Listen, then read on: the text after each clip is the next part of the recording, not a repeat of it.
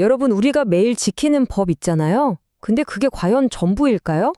오늘은요, 국가가 만든 법, 그 너머에 있는 아주 근본적인 질문을 한번 던져보려고 해요. 도대체 무엇이 법을 진짜 법답게 만드는 걸까요? 자, 그 흥미진진한 이야기 지금 바로 시작해 볼게요. 자, 그럼 바로 본론으로 들어가 볼까요? 바로 이 질문입니다. 법은 항상 옳은가? 어때요? 그냥 법전에 적혀 있다고 해서 그 법이 무조건 정의롭다고 할 수 있을까요?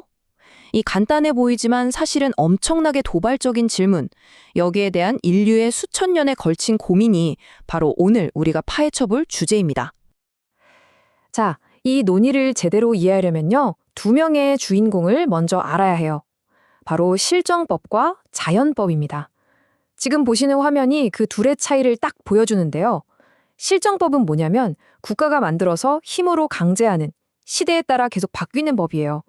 반면에 자연법은 그런 게 아니라 인간의 본성, 그러니까 우리 이성의 뿌리를 둔 보편적이고 변치 않는 원리 같은 거죠. 그리고 바로 이 자연법이, 국가가 만든 실정법이 과연 옳은지 그른지를 판단하는 최종 기준이 된다는 생각. 이게 바로 오늘 이야기의 핵심입니다.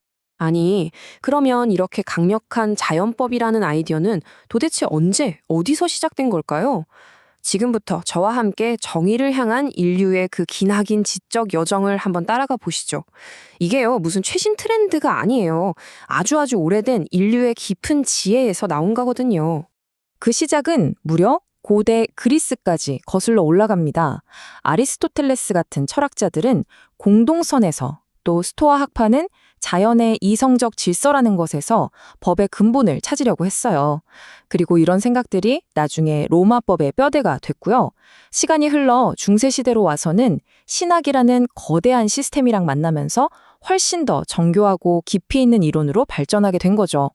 자, 그리고 여기서 중세 철학의 거장 토마스 아퀴나스가 딱 등장해서 이 모든 개념을 하나로 쫙 정리합니다. 그의 설명이 진짜 기가 막히는데요. 이런 거예요. 신이 설계한 완벽한 우주의 질서, 이걸 영원법이라고 부르는데 이게 있고요. 우리 인간이 이성을 사용해서 그 위대한 질서를 아주 조금이나마 이해하고 따르려고 노력하는 것, 그게 바로 자연법이라는 겁니다. 좀 더 쉽게 말하면 우리 마음속에서 좋은 일을 하고 나쁜 일은 피해라고 속삭이는 그런 이성적인 목소리, 바로 그겁니다. 자, 그럼 이제 시간을 훌쩍 뛰어넘어 볼까요? 20세기 현대로 와보겠습니다. 이 오래된 지혜가 20세기 프랑스의 철학자 자크 마리탱을 만나서 어떻게 완전히 새롭고 현대적인 옷을 입게 되는지 한번 같이 보시죠. 마리탱이 한 이 말, 인간 존재의 본질, 바로 그 안에 내재한 내면적 질서. 이 한마디에 모든 게 담겨 있습니다. 그러니까 마리탱한테 자연법은요, 더 이상 신이 정해졌다거나 외부에서 주어진 규칙 같은 게 아니었어요. 그게 아니라 그냥 우리 존재 자체에, 우리 안에 깊숙이 새겨져 있는 것.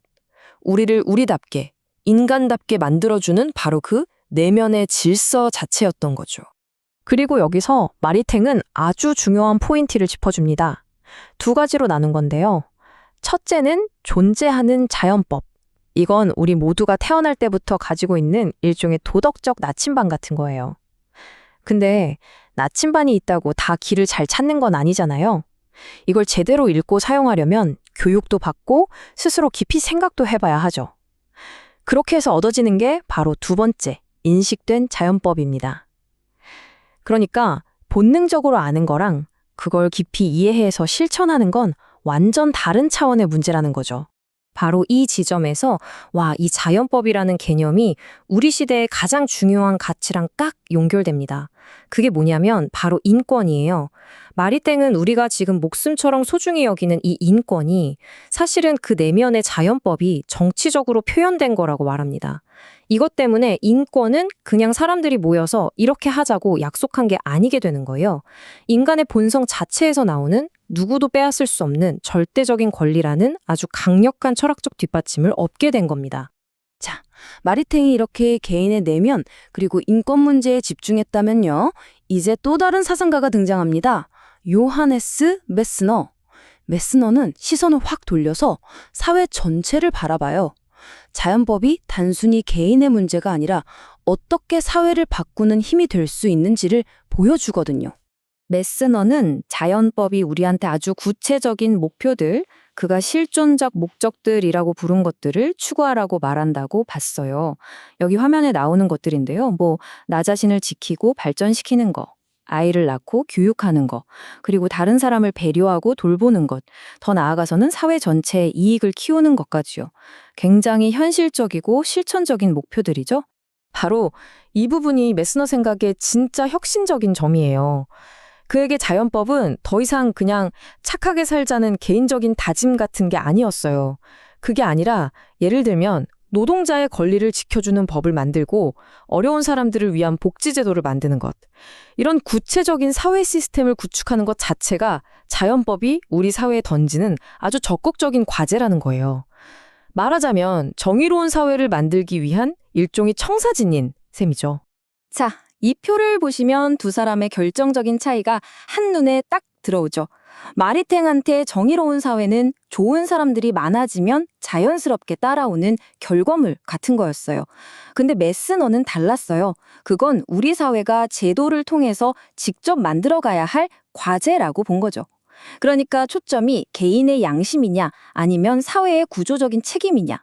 이 미묘해 보이지만 사실은 엄청나게 큰 차이 느껴지시나요? 와, 고대 그리스에서 시작해서 20세기 사회사상까지 정말 긴 여정을 함께 오셨습니다. 그렇다면 말이죠. 이 깊고 오래된 이야기가 21세기를 살아가는 바로 우리에게는 대체 어떤 의미가 있는 걸까요? 어떤 메시지를 던져줄까요? 오늘 이야기의 가장 중요한 결론, 바로 이겁니다. 우리가 지금 너무나 당연하게 여기는 인간의 존엄성, 그리고 보편적 인권이라는 이 엄청난 가치 있잖아요. 그 단단한 철학적 뿌리가 바로 오늘 우리가 함께 살펴본 이 자연법 사상에 아주 깊숙이 박혀 있다는 겁니다. 결국 인권은요, 그냥 어느 날 갑자기 튀어나온 정치 고가 아니에요. 인간이란 무엇인가에 대한 수천 년에 걸친 인류의 고민이 낳은 정말 위대한 결과물인 거죠. 자, 오늘 이 긴 여정을 저는 이 하나의 질문으로 마무리하고 싶습니다. 여러분께 던지는 질문이기도 하고요. 지금 우리가 살고 있는 이 사회, 이 나라의 법들을 한번 떠올려 보세요. 과연 그 법들은 인간의 가장 본질적인 가치, 바로 그 존엄성을 지켜주는 방향으로 가고 있을까요? 보세요. 자연법은 그냥 오래된 책 속에 갇혀있는 죽은 철학이 아닙니다. 바로 지금 우리에게 이 질문을 계속해서 던지는 생생하게 살아있는 목소리인 거죠.